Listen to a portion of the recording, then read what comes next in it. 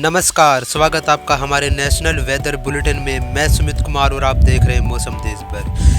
जानेंगे इस वीडियो में कि आने वाले 4 दिनों के दौरान देश भर में किस तरह रहेगा मौसम का मिजाज। फिलहाल इस बुलेटिन की शुरुआत हम बंगाल की खाड़ी पर बने इन घने बादलों से करते हैं, क्योंकि सबसे बड़ा मौसमी सिस्टम और सबसे बड़ा सक्रिय सिस्टम इस वक्त बंगाल की खाड़ी के ऊपर ही बना हुआ है। यहाँ पर एक साइक्लोनिक स्ट्रॉम बन गया है, आज बना है, जिसका नाम आसनी है। ये बंगाल की खाड़ी में सिस्टम बना हुआ है, जिसकी वजह से आप देख सकते हैं बंगाल की खाड़ी के पश्चिमी भागों पर बहुत ज़्यादा बादल आपको दिखाई दे रहे हैं। इस इलाके पर काफ़ी ज़्यादा घने बादल बने हुए हैं। साथ ही साथ देश में एक ट्रफ भी इस वक्त एक बना हुआ है, जो कि उत्तरी राजस्थान से लेकर के मध्य भारत के भागों तक बना हुआ है। इस ट्रफ के जो पीछे वाले हिस्से में पश्चिमी हवाएं चल रही हैं, जबकि आगे वाले हिस्से पर पूर्वी हवाओं का जोर है। साथ ही साथ आप देख सकते हैं कि बहुत सारे घने बादलों का समूह बंगाल की खाड़ी से देश के दक्षिणी भागों के साथ साथ पूर्वी और पूर्वोत्तर भागों की तरफ बढ़ता हुआ दिखाई दे रहा है। तो फिलहाल आने वाले 4-5 दिनों के दौरान देश भर में किस तरह करवट लेगा मौसम और इस साइक्लोनिक स्ट्रॉम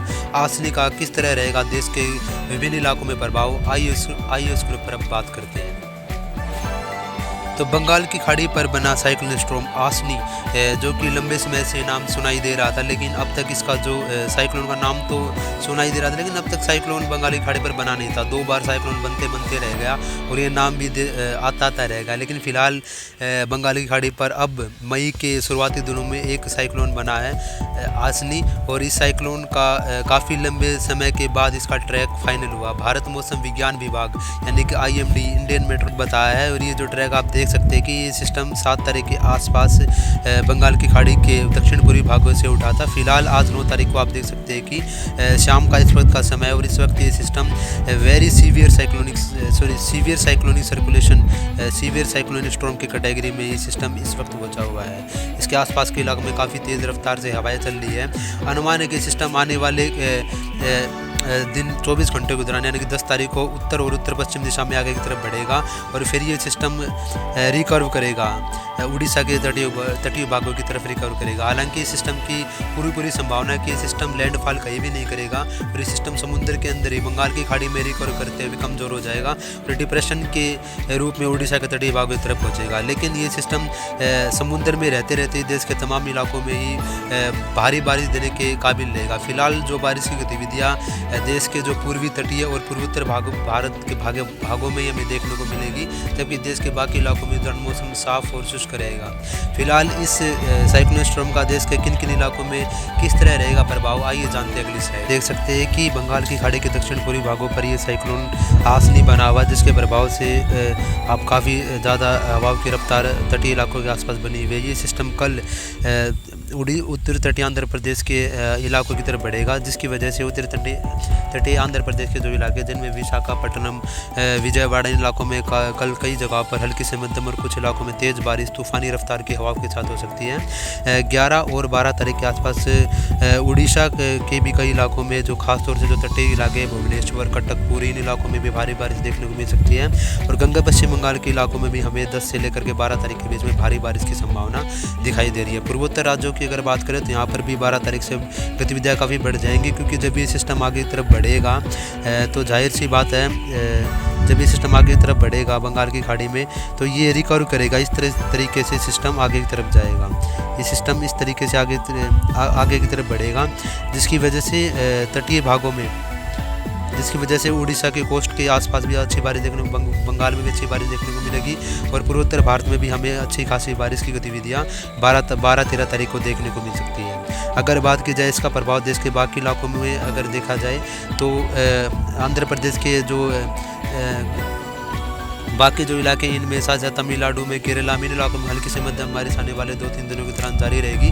हालांकि इन इलाकों में बारिश ज़्यादा नहीं होगी, लेकिन हल्की बारिश ज़्यादातर इलाकों में, कुछ इलाकों में मध्यम बौछारें भी गिर सकती है। साथ ही साथ उड़ीसा के जो अंदरूनी जो इलाके हैं, इन इलाकों में भी हल्की से मध्यम बारिश हो सकती है। साथ ही साथ बिहार के भी कुछ इलाकों में लाइट टू मॉडरेट रेनफॉल की संभावना। झारखंड के जो पूर्वी जो इलाके जो रहेंगे, जिनमें धनबाद, रांची, चाईबासा, इन इलाकों में तेज़ बारिश 1-2 इलाकों में देखने को मिलेगी, लेकिन मॉडरेट स्पेल ज़्यादातर इलाकों में आएंगे। जबकि झारखंड के जो पश्चिमी जो इलाके हैं, इन इलाकों में बादल छाए रहेंगे और हल्की फुल्की बारिश या छिटपुट बारिश की गतिविधियाँ देखने को मिल सकती है। अगर बाकी राज्यों के अगर मौसम की बात की जाए तो यहाँ पे आप देख सकते हैं कि देश के ज़्यादातर इलाकों में पश्चिमी गर्म शुष्क हवाओं का जोर है। दिन में आप देख सकते हैं कि राजस्थान के इलाके, गुजरात, पश्चिमी मध्य प्रदेश, महाराष्ट्र, इन सभी इलाकों में आप देख सकते हैं कि पश्चिमी दिशा से शुष्क हवाएं पहुंच रही है। ये जो हवाएं जो इन इलाकों में चल रही हैं, ये हवाएं राजस्थान के साथ साथ पाकिस्तान के सिंध प्रांत के इलाकों की तरफ से आ रही हैं। ये यहाँ से आने वाली हवाएं हमेशा गर्म होती है, जिसकी वजह से इन इलाकों में तापमान बढ़ेगा।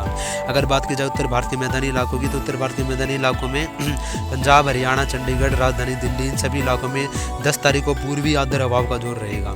मतलब तापमान कंट्रोल में रहेंगे। जबकि 11 तारीख से लेकर के इन इलाकों में कुछ तापमान में बढ़ने का ट्रेंड शुरू होगा और 12 और 13 तारीख तक पंजाब के दक्षिणी इलाके, जिनमें मनसा, फजिल्का, इन इलाकों में साथ साथ हरियाणा के जो दक्षिणी और मध्य इलाके, जिनमें जींद, हिसार, भिवानी, रोहतक, झज्जर, गुरुग्राम, फरीदाबाद, साथ ही साथ पश्चिमी मध्य प्रदेश का दक्षिण पश्चिमी इलाका, जिनमें मथुरा के आसपास का इलाका और पश्चिमी मध्य प्रदेश, इन इलाकों में 11 से लेकर के 12-13 तारीख तक गर्मी काफ़ी ज़्यादा बढ़ जाएगी, क्योंकि हवाएं दक्षिण पश्चिम दिशा से चलेंगी और उनकी जो हवाएं की जो रफ्तार वो भी काफ़ी ज़्यादा तेज़ रहेंगी, जिससे कि इन इलाकों में धूल भरी वातावरण थोड़ा बन सकता है और तापमान भी ऊपर जा सकते हैं। मतलब 44-45 डिग्री सेल्सियस के आसपास पंजाब, हरियाणा, राजधानी दिल्ली के आसपास के इलाकों में तापमान पहुंच सकता है, जिससे कि इन इलाकों में गर्मी एक बार फिर से बढ़ती हुई दिखाई देगी। साथ ही साथ अगर उत्तर भारत के पहाड़ी भागों की हम बात करें, तो यहाँ पर जम्मू कश्मीर, हिमाचल प्रदेश और उत्तराखंड में गतिविधियाँ ज़्यादा तो नहीं होंगी, लेकिन पश्चिमी विक्षोभ 12 तारीख के आसपास उत्तर भारत के पहाड़ों पर पहुँचेगा। तो एक तरफ पश्चिमी विक्षोभ पहुँचेगा, दूसरी तरफ बंगाल की खाड़ी पर जो सिस्टम बना ये कमज़ोर हो जाएगा। तो इसकी वजह से आप उम्मीद कर सकते हैं कि थोड़ी बहुत बारिश आपको जम्मू कश्मीर, हिमाचल प्रदेश, उत्तराखंड के इलाकों में आइसोलेटेड रेनफॉल की एक्टिविटी जरूर देखने को मिल सकती है 12 तारीख के आसपास। बाकी ज़्यादा पॉसिबिलिटी पहाड़ी इलाकों में भी वो दौरान नज़र नहीं आ रही। तो देश भर में आने वाले 4-5 दिनों के दौरान कुछ इस तरह रहेगा मौसम का मिजाज। अगर इस साइक्लोन का असर देश के किसी भी इलाकों में किस तरह पड़ेगा, इसके बारे में हम आपको आगे भी इंफॉर्मेशन प्रोवाइड करते रहेंगे। साथ ही साथ उत्तर भारत में और मध्य भारत में लू का प्रकोप कब तक जारी रहेगा, इसके बारे में हम आपको आने वाले बुलेटिन में बताते रहेंगे। फिलहाल इस बुलेटिन में इतना ही। जुड़े रहिए हमारे साथ और देखते रहिए मौसम देश भर। धन्यवाद।